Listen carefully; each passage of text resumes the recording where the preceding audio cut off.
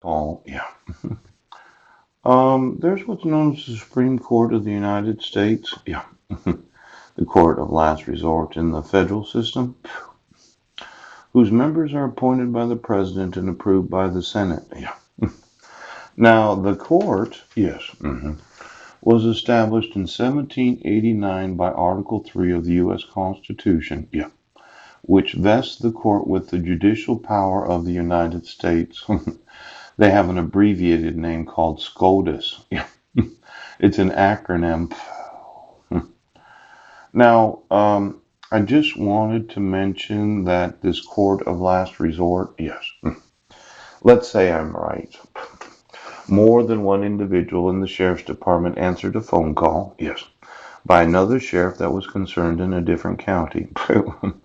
And their thought was, well, what we'll do is we'll say that Paul's a mentally ill homeless man. Yes. Even though we know he wasn't in Sequim, right?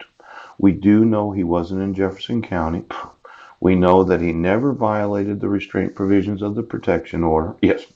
And we know that the protection order was fraudulently issued.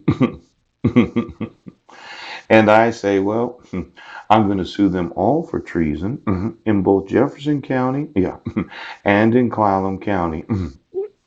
Now, this court of last resort probably has had to work through what is the actual definition of treason.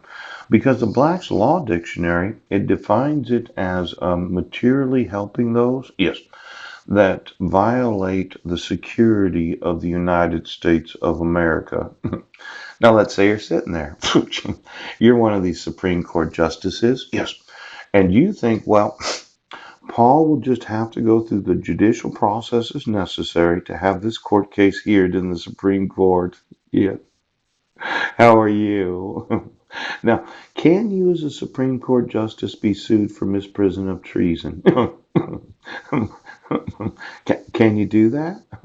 Well, I know there are a lot of Supreme Courts in each and every state of the United States, yes, where if I told their Supreme Court that any sheriff in any of their counties of each state of the United States did call the sheriff's department and did ask them, Pooch, is there any truth to what he's saying in these emails? Now all of a sudden we have Supreme Court justices, yes, in every state of the United States that do have knowledge of forgery, yes. Then we do have knowledge of what we did not see, yes. Look-alike twins of court officers, that we do have knowledge of we did not see, yes. The issuance of court orders where there are no jurisdictions of law, yes, that happen to violate the security of the free state known as the state of Washington, yes, and then the full faith of credit of every state of the United States, where if I was to move out of the state, yes, you could enforce this order for support in every state of the United States. Now, these idiots call themselves Supreme Court justices. You're getting sued for misprision of treason.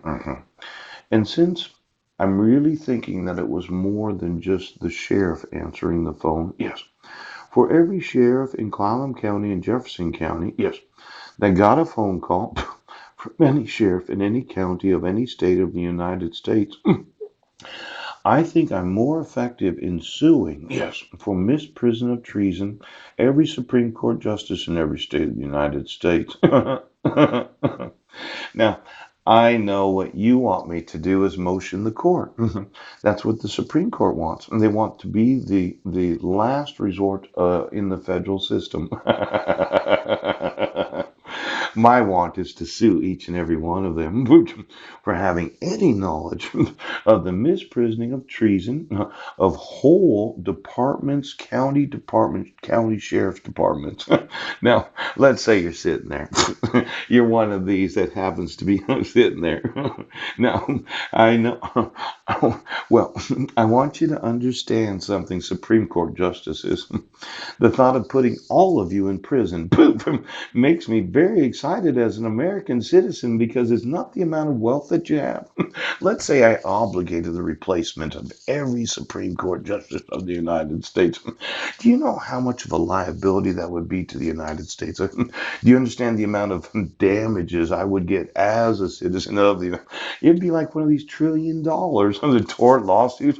Every Supreme.